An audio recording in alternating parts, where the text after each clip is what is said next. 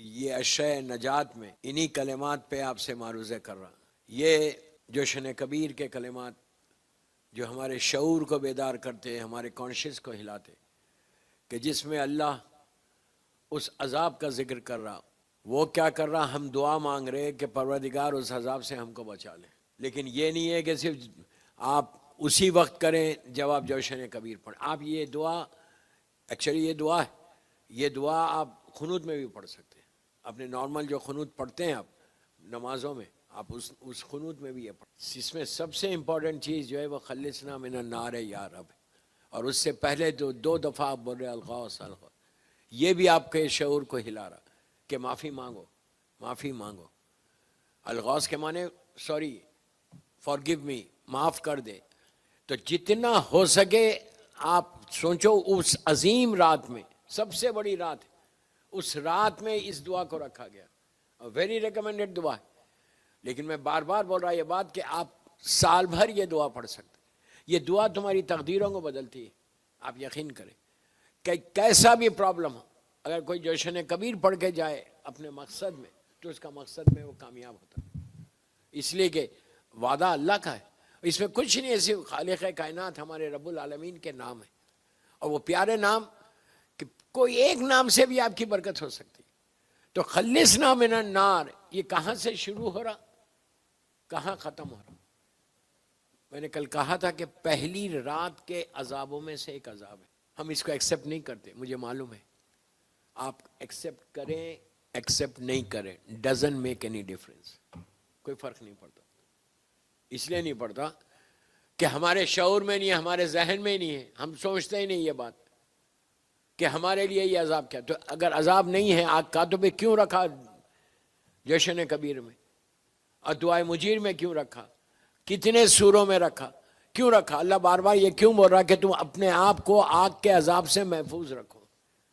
یہ آگ کا جو عذاب آتا نا، یہ اس کے جو گناہ بتائے گئے کہ یہ گناہ جو ہیں اس کی وجہ سے بھی آ سکتا، جس میں ایک بیک بائٹنگ ہے. بیک بائٹنگ، غیبت، یہ ایک ایسی کامن چیز ہے. مثال کے طور پہ آپ رمضان میں بیٹھ کے روزے میں اور کسی مومن کی آپ بیک بائٹنگ کر رہے ہیں تو آپ کیا سمجھ رہے ہیں کہ آپ کا روزہ ایکسیپٹ ہو رہا؟ ہم کبھی سوچتے یہ بات؟ صبح سے شام تک ہم کتنی مرتبہ بیک بائٹنگ کریں؟ میں ایک جنرل بات کرا، برا مت مانو. کتنی مرتبہ کرتے؟ کسی کی بھی بات سنی ہم نے اس کے خلاف بول دی. اگر میں اس سے ناراض ہوں تو مجھے بولنا ہی بولنا ہے. تو یہ کوشش کرو رمضان میں جو بولا گیا کہ صرف فاقہ نہیں ہے، کان کا بھی روزہ ہے، زبان کا بھی روزہ ہے، آنکھ کا بھی روزہ ہے.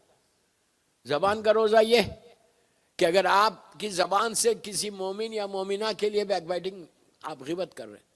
اور غیبت کیا ہے؟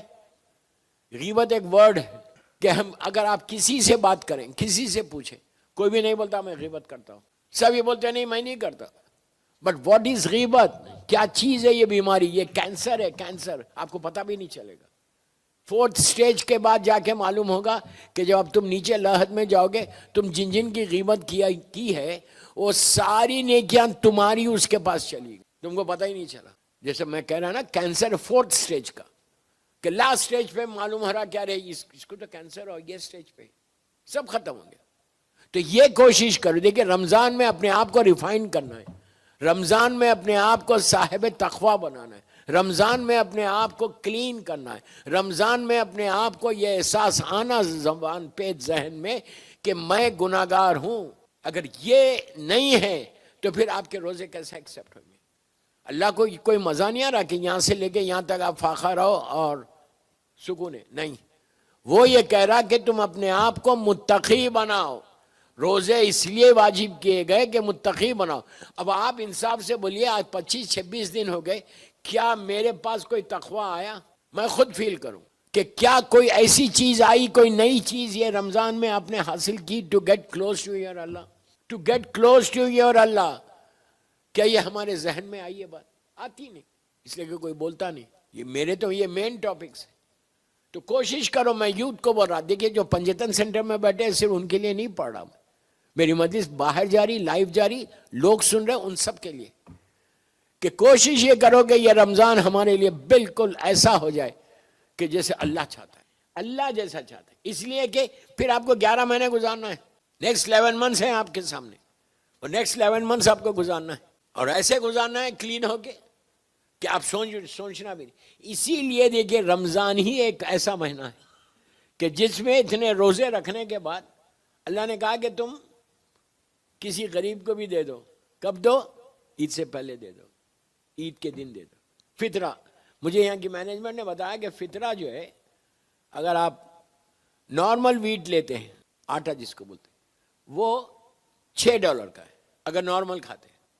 تھوڑا میری زبان میں تھوڑا ریفائنڈ کھاتے ہیں, ہائی کوالٹی کی روٹی کھاتے ہیں, تو پھر $8 دینا پڑے. پہلے 6 ہے یا 8 ہے.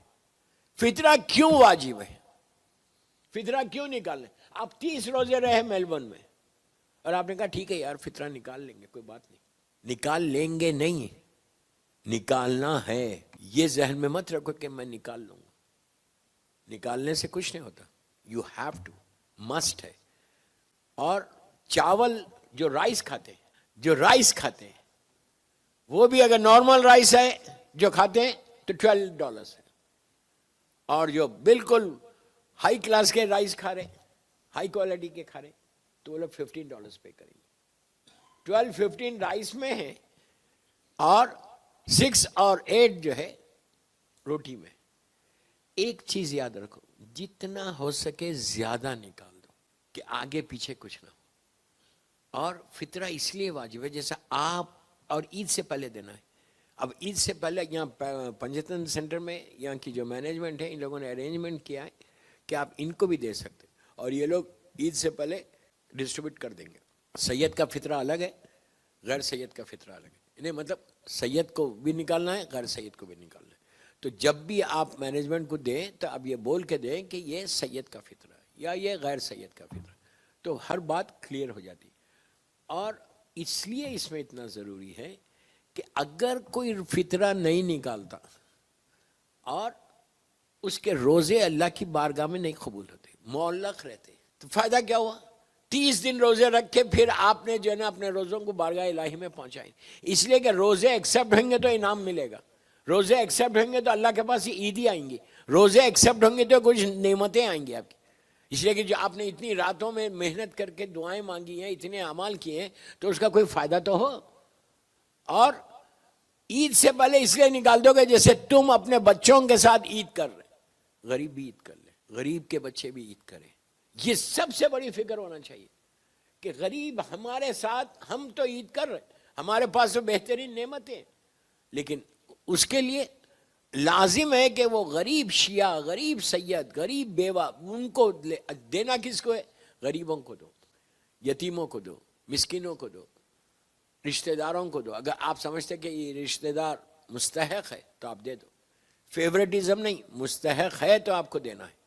اور بہترین عمل یہ ہے کہ آپ یہاں پہ اگر آپ بھیج رہے انڈیا پاکستان میں جہاں پہ بھی بھیج رہے آپ بھیج دیں, لیکن ابھی بھیج دیں.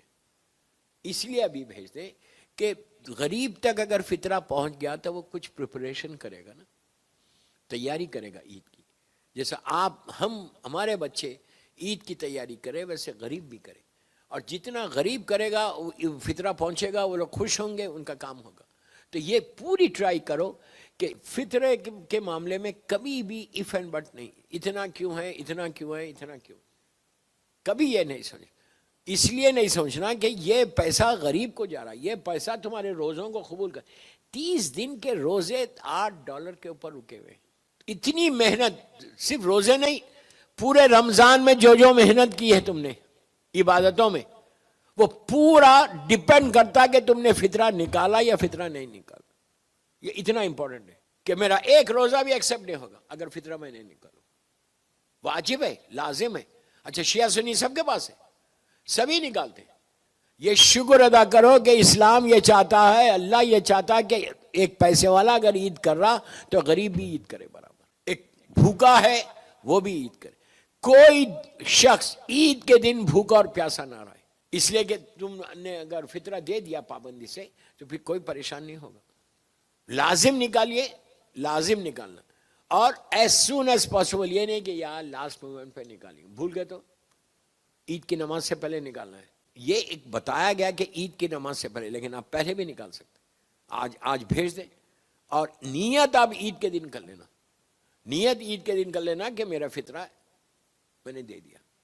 اچھا کس کس کا ہوگا؟ آپ کے وائف، آپ کے بچے جو یہاں پہ جو آپ کے پاس ہے. وائف اگر ایک دن کا بھی بچہ ہے، نیو بورن بیبی، اگر اسی دن بچہ پیدا ہوا اور اس نے فیڈ لیا اسی دن عید سے پہلے، اس کا بھی فطرہ نکالیں گے. یہ نہیں ہے کہ جو مہمان آپ کے پاس آئے، مثال کے طور پہ آپ کے گھر پہ کوئی ایک دن پہلے کوئی مہمان آ جائے اور آپ اگر وہ فطرہ نکالا ہوا ہے، مثال کے طور پہ میں کسی کے گھر چلا جاؤں، میں جا کے ان کو بولوں کہ نہیں بھائی میں نے اپنا فطرہ نکال دیا، آپ you don't bother any thing, تو پھر اس کے اوپر واجب نہیں. اور اگر وہ نہیں نکالا ہوا ہے، یہاں پہ کوئی ایسا نہیں ہے کہ جو $8 یا $10 یا $12 نہیں دے سکتا. کوئی ہے ہی نہیں ایسا کہ ہر آدمی افورڈ کر سکتا.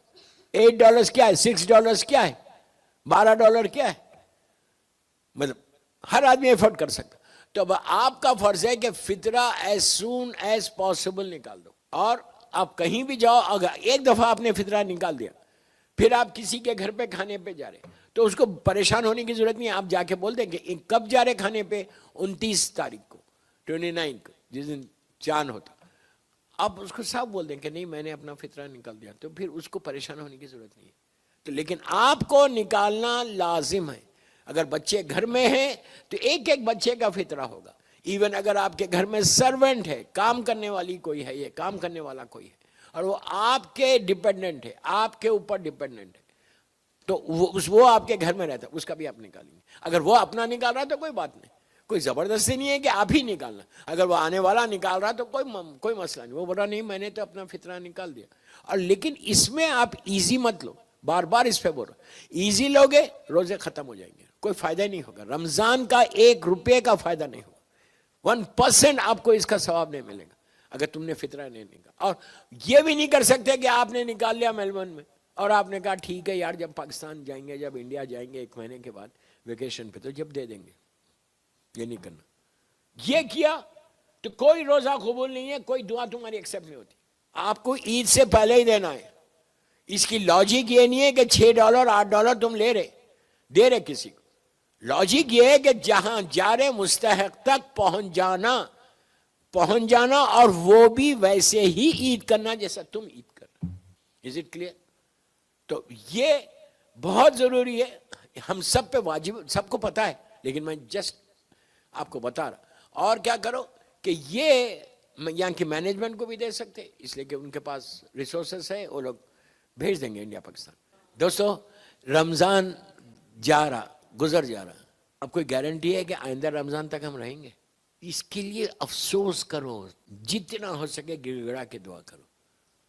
یہ لاسٹ ڈیز ویری امپورٹنٹ. ہم لاسٹ ڈیز افطار پارٹیز میں گزارتے، ہمارے پاس افطار پارٹیز ہو، ہم ہلا گلا ہو. یہ ہلا گلا کا مہینہ نہیں ہے. کیا گارنٹی ہے کہ نیکسٹ ایئر یہ رحمتوں کا مہینہ ہم کو ملے گا؟ اگر ہم کو ملا بھی اور میں طبیعت صحیح نہیں رہی، کچھ ایسا رہا، تو کیا فائدہ؟ آپ کچھ نہیں کر سکے عبادت. اس کو اتنا غنیمت سمجھو. اور لاسٹ ڈے آف دی رمضان آج سے شروع کر دو اس کا شکر ادا کرنا کہ پروردگار تیرا شکر ہے کہ تو نے یہ سال کا رمضان دیا، اور اب جتنے دن باقی ہے وہ بھی دے دے. اس لیے کہ یہ مہینہ گزر جائے گا، پھر اب ایسا مہینہ 11 مہینے کے بعد ہی آئے گا. ہمارے پاس رمضان ایک روٹین بن گئی. ایک روٹین نہیں ہے دوست. کوئی عبادت روٹین کی نہیں ہوتی، کوئی عبادت نہیں ہوتی روٹین. ہر عبادت کے پیچھے معرفت ہے. جب تک تم اس کے بیس کو نہیں سمجھو گے، اس چیز کو نہیں سمجھے. اس لیے کہ آپ دیکھو جتنی دعائیں آخرت کے لیے مانگی گئی ہیں وہ اسی رمضان میں مانگی گئی. معصومین گریا کرتے تھے، تڑپتے تھے یہ دعائیں پڑھ کے. چوتھے امام یہ کیوں بول رہے ہیں؟ چوتھے امام کی ایک مشہور ترین دعا ہے دعائے ابو حمزہ صومالی، جو رمضان میں پڑھی جاتی. ہو سکتا ہے آپ نے پڑھی ہو اعمال کی راتوں میں. دعائے ابو حمزہ صومالی اتنی ریکمینڈڈ دعا، جیسا دعائے کمیل مولا کی ہے جناب کمیل کے ذریعے، اسی طرح ابو حمزہ صومالی چوتھے امام کی ہے. ابو حمزہ مولا کے ایک خاص صحابی تھے چوتھے امام کے. انہوں نے آ کے مانگا تھا اور مانگ کے کہا تھا کہ مولا مجھے کوئی ایسی چیز دو جو ابھی تک آپ نے کسی کو نہیں دی، کوئی دعا بتاؤ. تو چوتھے امام نے یہ دعا بتائی. یہ چوتھے امام کے دہنے مبارک کے کلمات. ابھی بھی موقع ہے, نیٹ کے اوپر ہے, آپ چیک کر لو, گوگل پہ آپ چیک کر لو, آپ کو مل جائے گی دعا. دعائے ابو حمزہ اسماعیلی. ایون میرے خیال سے ڈیوائن پرل کے ایپ کے اوپر بھی یہ دعا ہے. اس کا ٹرانسلیشن پڑھو. ٹرانسلیشن پڑھو گے تو کام جاؤ گے, کام جاؤ گے. یہ رمضان کے لیے, رمضان کے سحر کے ٹائم پہ یہ پڑھی جاتی ہے. یہ آپ کبھی بھی پڑھو 24 گھنٹے میں رمضان. کہ اگر آپ کو یہ پتہ نہیں چلے, غور سے سنو, اگر آپ کو یہ پتہ نہیں چلے کہ یہ کس کی دعا ہے, یہ کون مانگ رہا ہے اسی دعا, تو آپ بولیں گے یار یہ کیسا بندہ تھا, کیسے تڑپ کے اللہ کی بارگاہ میں مانگ رہا. لیکن اگر یہ معلوم ہو جائے کہ یہ چوتھے امام کی زبان کے جملے ہیں تو یقین نہیں آتا کہ اتنا بڑا کربلا کا عزادار, سب سے بڑا عزادار زمین پہ کون تھا؟ چوتھے امام تھے. وہ امام جو ہمارا چوتھا امام ہے, وہ ایسے تڑپ کے مانگ رہا کہ پروردگار, جو خلصنا من النار ہے نا, وہ پروردگار دو دیواروں کے بیچ میں یہ میرا کمزور جسم. امام اپنے لیے بول رہی ہے, یہ ہمارے لیے بول رہی ہے. تم غفلت میں ہو, تم اگنورنس میں ہو, تم کو احساس نہیں ہے, تم فیلنگز نہیں پیدا کر رہے کہ وہاں پہ جانا ہے, اس جگہ پہ جانا ہے. اس سال شاید میں قبرستان کے مجلس پڑھوں عید کے دن, تو وہاں پہ تو اور ڈیٹیل میں بولوں گا کہ آپ جا کے دیکھو کیا ہے, کیا ہے. لوگوں نے پوچھا مولا سے کہ مولا آپ بول رہے کہ قبرستان جاؤ, گریو یارڈ جاؤ. لوگوں نے کہا مولا جا کے کس سے بات کریں, کس سے بات کریں, کوئی بات کرنے والا ہے؟ وہ تو خاموش بستی ہے. امام نے کہا تم سمجھ رہے, تمہارے کانوں کے اوپر پردہ ہے اس لیے تم سمجھ رہے کہ وہ خاموش بستی ہے. وہ خاموش بستی نہیں ہے. وہاں ہر قسم کا انسان ہے, کسی کے اوپر رحمت ہے تو کسی کے اوپر عذاب ہے. وہاں جا کے عبرت لو, عبرت لو, وہاں جا کے پیغام لو. جب تم جاؤ کسی قبرستان میں, ایک سلام ہے قبرستان کا, جناب امیر کا سلام ہے, السلام علیکہ یا لا الہ الا اللہ بحق لا الہ الا اللہ, وہ والا سلام. وہ ایسا سلام ہے کہ اس میں میرا مولا, میرے مولا کہہ رہے قال امیر المومنین علی ابن ابی طالب علیہ السلام ہے. وہ ایسا سلام ہے اگر امام بولتے کہ کوئی شخص وہ سلام پڑھے گا, 1 یا 2 منٹ کا سلام, اگر سلام پڑھے گا تو اس کے اور اس کے ماں باپ کے 25 سال کے گناہ اللہ معاف کر دے گا.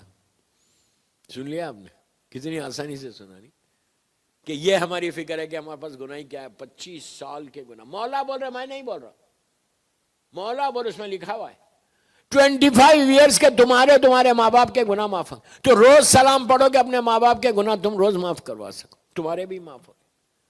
رمضان میں بہترین اعمال میں سے یہ بھی ہے کہ 1 منٹ کی زیارت ہے, وہ قبرستان کی زیارت. ہو سکتا ہے یہاں کے قبرستان میں ہو, اگر کسی کے پاس نہیں ہے تو مجھے واٹس ایپ کیجئے, میں آپ کو بھیج دوں گا. اتنا ریکمنڈ ہے. مولا بول رہے کہ 25 سال کے تمہارے ماں باپ کے گناہ معاف ہو جائیں گے. تو اب سوچو, اگر رمضان میں تم نے اپنے ماں باپ کے روز یہ گناہوں کو معاف کروایا, آپ بولیں گے ہم کیسے معاف کروا سکتے ہیں؟ آپ یہ کیا پڑھتے ہیں قنوت میں, رب اغفر لی ولوالدی وللمؤمنین یوم یقوم الحساب, نہیں پڑھتے؟ کیا کر رہے ہیں؟ وہی تو معافی تو کروا رہے ہیں. رب ارحمہما کما ربیان صغیرہ, یہی تو پڑھ رہے ہیں آپ کہ اللہ تو رحم کر میرے ماں باپ پہ. واجب ہے بیٹوں پر, بیٹی پہ واجب ہے کہ وہ بولے. اور رمضان سے بہتر کون سا مہینہ ہے؟ یہ آخری ایام میں اپنے والدین کے اوپر جتنی رحمت نازل کروانا چاہ سکتے کروا دو. اگر ان کے اوپر, ماں باپ کے اوپر رحمت آئے گی نا, تو وہ ساری رحمت تمہارے اوپر بھی پلٹ کے آئے گی. کیوں؟ کہ تم نے ماں باپ کا خیال رکھا.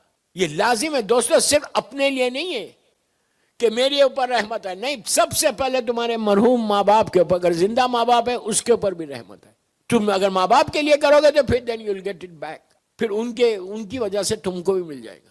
تو کوشش یہ کرو, ٹرائی یہ کرو کہ روزوں کو قبول کرانے کی فکر ہونا. روزہ تو رکھ لیا آپ نے, اب آپ کو فکر کیا ہونا کہ یہ میرا روزہ ایکسیپٹ ہو جائے, یہ میرا روزہ ایکسیپٹ ہو جائے, یہ میرا روزہ ایکسیپٹ ہو جائے, یہ میرا روزہ ایکسیپٹ ہو جائے. گرانٹیڈ مت لو کہ میں نے صبح فجر پہ نیت کی تو شام تک میرا روزہ ہے تو ہے, نہیں, کبھی بھی ختم ہو جائے گا. ہمارے گناہوں کی وجہ سے کبھی بھی ایکسیپٹ نہیں ہوگا. تو کوشش ہر مومن کے لیے ہونا چاہیے کہ یہ فکر ہونا دن بھر جب تک تم افطار نہیں کرتے اس وقت تک یہ فکر ہونا کہ اللہ تم میرے آج کے روزے کو ایکسپٹ کر لے، قبول کر لے. ایک روزہ قبول ہو جائے، ایک روزہ تمہاری بخشش کا سہارا بن جائے گا، ایک روزہ. اور یہ ایام میں لاسٹ ڈیز، اس میں تو جتنا گڑ گڑا کے، جتنا تڑپ کے تم دعا کر سکتے کرو. اگر اب تک پورے رمضان میں 25-26 دن میں اگر آپ کی دعائیں قبول نہیں ہوئی تو یہ لاسٹ ڈیز ہے، لاسٹ ڈیز ہے بالکل. اس میں تو ایکسپٹ کروا ہی لو، اس لیے کہ وہ یہ نہیں بول رہا کہ میں نہیں کروں گا، وہ بول رہا میں تواب الرحیم ہوں، میں معاف کر کے میں ایکسپٹ کروں گا، میں غفور الرحیم ہوں، میں کروں گا ایکسپٹ. تو مجھے ایک دفعہ دل سے تو پکارو. اگر میں کچھ نہیں کرتا، میں ایزی لے کے بیٹھا ہوں یار میرا تو روزہ ایکسپٹ ہو رہا، تو فائدہ نہیں ہوتا. اس طرح کریں گے تو کبھی نہیں ہوگا. I'm very مطلب sure I'm responsible what I'm saying کہ اگر آپ ایزی لے کے بیٹھ گئے میرا روزہ تو ہے، میرا روزہ تو ایکسپٹ ہوگا، ایسا کیسے ایکسپٹ ہوگا بھائی؟ تم غیبتیں کرتے رہو گے تو روزہ ایکسپٹ ہوگا، تم بیک بیٹنگ کرتے رہو گے تو روزہ ایکسپٹ ہوگا، تم لوگوں کو ہرٹ کرتے رہو گے تو روزہ ایکسپٹ ہوگا. آپ یہ مت بولو کہ روزہ ایکسپٹ نہیں ہوا تو کیا فرق پڑتا، کیا فرق پڑتا؟ تمہارے آئندہ پورا 11 مہینے کا پورا ڈیپینڈ کر رہا ہے اس عبادتوں کے اوپر. یہ تھوڑی ہے کہ آپ چلتا کوئی بات نہیں. ہم کو فکر ہونا، مومن کی علامت، سائنس آف مومن جو ہے اس میں یہ ہے کہ وہ تڑپنا، فکر کرنا، سوچنا کہ میری یہ عبادت ایکسپٹ ہو رہی ہے، میری یہ عبادت ایکسپٹ ہو رہی ہے. ان چیزوں سے تم اگر اپنے آپ کو بچا لو تو ہوگی.